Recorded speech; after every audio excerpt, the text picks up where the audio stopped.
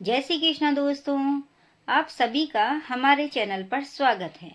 जैसे कि आप सभी को पता है कि हम आपके लिए कथा कहानियों के वीडियो लेकर आते हैं, उसी में आज हम आपके लिए एकादशी व्रत की कथा लेकर आए हैं। आशा करते हैं कि आपको पसंद आएगी, लेकिन दोस्तों उससे पहले आप हमारे चैनल को लाइक, शेयर एंड सब्सक्राइब जरूर कर दें, जिससे कि हमें प्रेरणा मिलती है और हम और अच्छे वीडियो आपके लिए लेकर आते हैं। लेकिन उससे पहले जानते हैं एकादशी कब है। माघ माह की शुक्ल पक्ष की एकादशी को जया एकादशी के नाम से जाना जाता है। पंचांग के अनुसार जया एकादशी की तिथि का आरंभ 19 फरवरी को सुबह 8:49 से होगा। इसके अगले दिन यानी 20 फरवरी को सुबह 9:55 तक तिथि का समापन होगा। व्रती 20 फरवरी को भगवान श्री हरि की पूजा व्रत कर सकते हैं, क्योंकि सूर्य उदय में जो तिथि पड़ती है उसी के दिन हम व्रत रखते हैं। अब जानते हैं एकादशी व्रत कथा।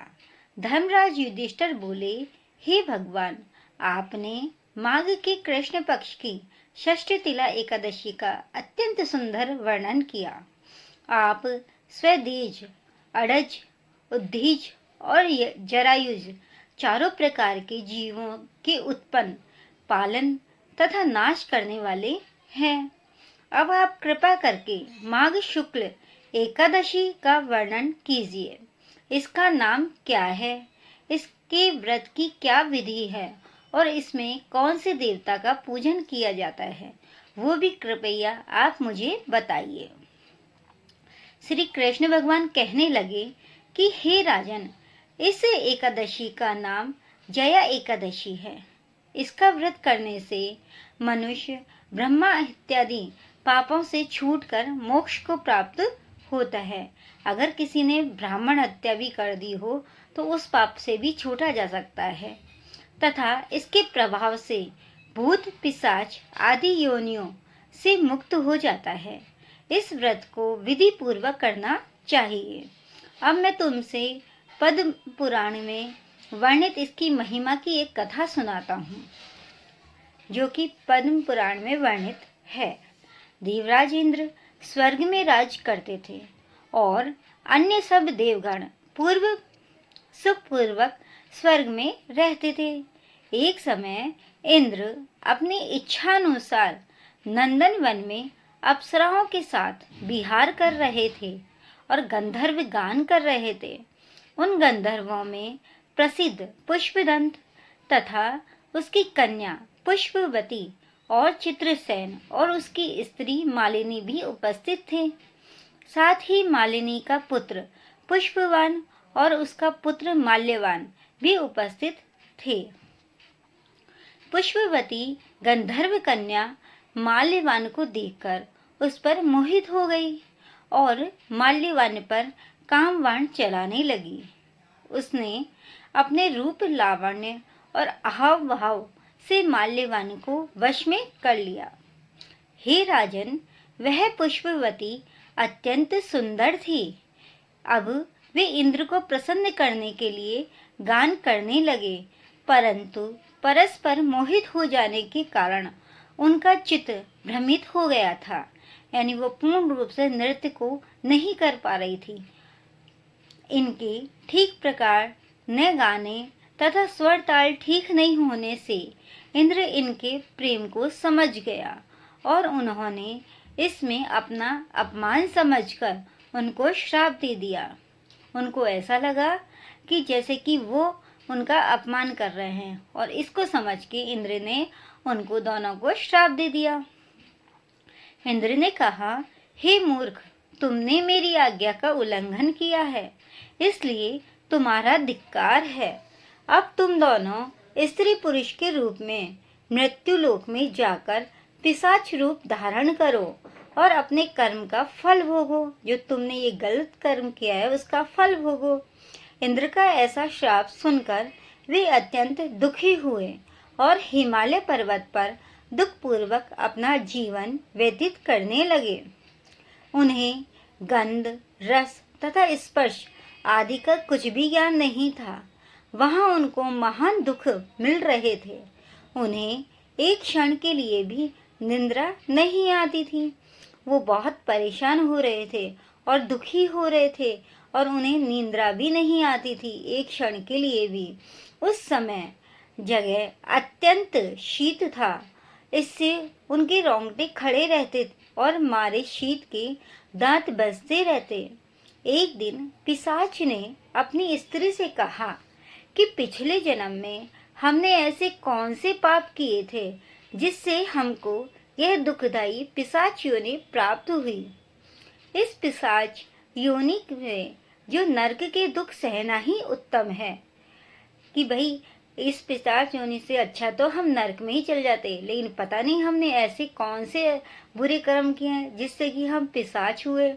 अतः हमें अब किसी प्रकार का पाप नहीं करना चाहिए। इस प्रकार विचार करते हुए वे अपने दिन व्यतीत कर रहे थे। दैवी योग से तभी माघ मास के में शुक्ल पक्ष की जया नामक एकादशी आई। उस दिन उन्होंने कुछ भी भोजन नहीं किया और न कोई पाप कर्म ही किया, केवल फल फूल खाकर ही दिन व्यतीत किया और सायंकाल के समय महान दुख से पीपल के वृक्ष के नीचे बैठ गए। उस समय सूर्य भगवान अस्त हो रहे थे। उस रात को अत्यंत ठंड थी, इस कारण वे दोनों शीत के मारे अति दुखित होकर मृत्यु के समान आपस में चिपटे हुए पड़े थे। उस रात्रि को उनको निद्रा भी नहीं आई, यानी कि उनको ठंड की वजह से नींद भी नहीं आई और ठंड की वजह से वो मृत के समान हो रहे थे, बहुत दुखी हो रहे थे। तो हे राजन, जया एकादशी के उपवास और रात्रि के जागरण से दूसरे दिन प्रभात होते ही उनकी पिशाच योनि छूट गई। अत्यंत सुंदर गंधर्व और अप्सरा की देह धारण कर सुंदर वस्त्राभूषणों से अलंकृत होकर उन्होंने स्वर्गलोक को प्रस्थान किया। उस समय आकाश में देवता उनकी स्तुति करते हुए पुष्प वर्षा करने लगे। जब देवताओं ने ऐसा देखा कि वो स्वर्ग जा रहे हैं, उन्होंने एकादशी का व्रत किया है, उस कारण से वो स्वर्ग जा रहे हैं, तो उन्होंने उनकी प्रशंसा की और पुष्प वर्षा करने लगे।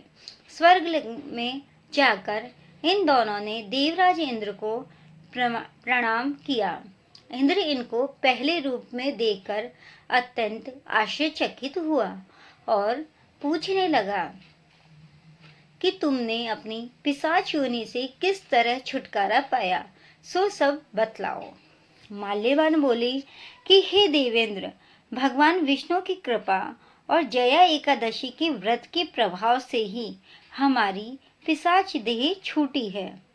तब इंद्र बोले कि हे माल्यवान, भगवान की कृपा और एकादशी का व्रत करने से न केवल तुम्हारी पिशाच योनि छूट गई है, वरन हम लोगों के भी वंदनीय हो गए हो, यानी हम लोगों के द्वारा भी आप सम्मानीय हो गए हो, क्योंकि विष्णु और शिव के भक्त हम लोगों को के वंदनीय हैं।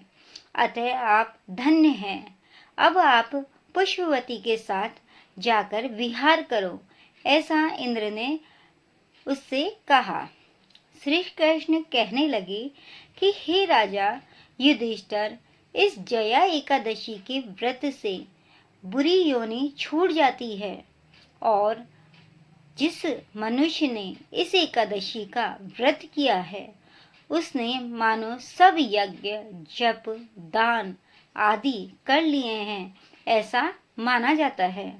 जो मनुष्य जया एकादशी का व्रत करते हैं वे अवश्य ही हजारों वर्ष तक स्वर्ग में वास करते हैं। ऐसा उसका परिमाण है कि जो जया एकादशी का व्रत करते हैं वो सब यज्ञ से बढ़कर है, सब जप से बढ़कर है और सब दानों से बढ़कर है। अगर हम एक एकादशी का व्रत कर लेते हैं तो हमें इन सब की प्राप्ति हो जाती है। यह था दोस्तों एकादशी की व्रत कथा। आप भी एकादशी व्रत करिए। अगर आप एकादशी व्रत नहीं कर सकते हैं तो इस कथा को अवश्य सुनिए, जिससे आपको भी श्री हरि की कृपा प्राप्त होगी। जय श्री कृष्णा दोस्तों। कमेंट बॉक्स में जय श्री कृष्णा लिखना न भूलें।